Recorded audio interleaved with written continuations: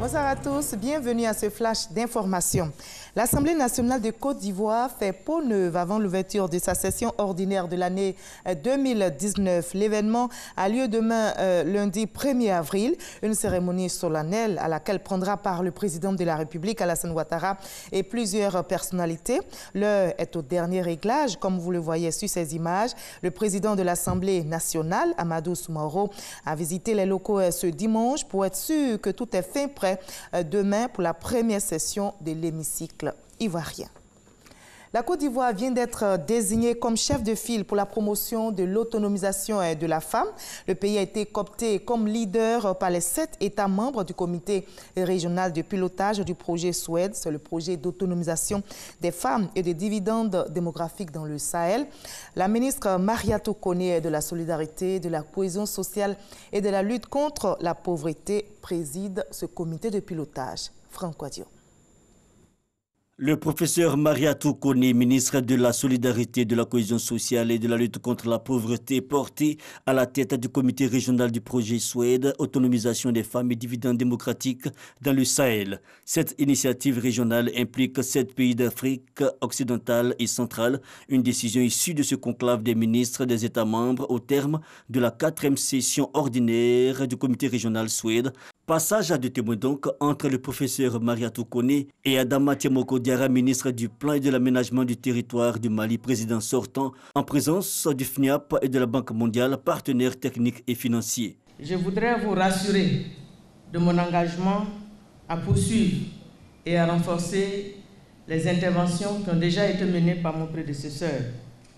Je voudrais également solliciter votre appui et votre soutien afin que, main dans la main, la famille SWED puisse continuer à obtenir de bons résultats. Organisation d'une table ronde de mobilisation des ressources en 2019, mise en place d'un partenariat public-privé autour du dividende démocratique 2030 à 2060. Quelques objectifs qui attendent le projet SWED présidé par la Côte d'Ivoire. Notons qu'il vise le renforcement du niveau d'autonomisation des femmes et des jeunes filles. Le gouvernement ivoirien et ses partenaires sont aussi au front pour accentuer la lutte contre la migration irrégulière. Les jeunes âgés de 18 à 30 ans issus des quartiers défavorisés d'Abidjan et de Daloa sont les principales cibles d'un projet dénommé SEMICI. Environ 500 millions de francs CFA seront investis afin d'appuyer les capacités économiques locales pour gérer efficacement la migration à travers des initiatives communautaires. C'est un financement du ministère de l'Intérieur de l'Italie. Le ministre de la Promotion de la jeunesse et de l'emploi des jeunes, Mamadou Touré, a présidé la cérémonie de lancement du projet pilote à Grand Massam. Nous en reparlerons à 20h. À l'étranger, le pape François a achevé sa visite officielle au Maroc ce dimanche par une grande messe au stade de Rabat. Une messe marquée, entre autres, par des appels pour le droit des migrants et la tolérance religieuse. Le souverain pontife a invité les fidèles à dépasser les tentations de haine et de division, à contempler le Père pour se redécouvrir frère. La communauté Peul à Paris s'est rassemblée quant à elle face à l'horreur que vient de subir des familles Peul au Mali.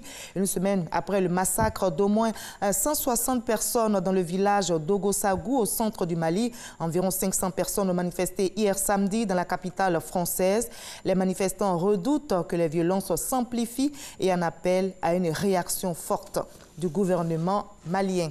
Nous sommes dimanche et c'est jour de vote en Ukraine. 39 candidats sont en lice pour la présidentielle, mais 3 se détachent du lot, dont le président sortant Petro Poroshenko.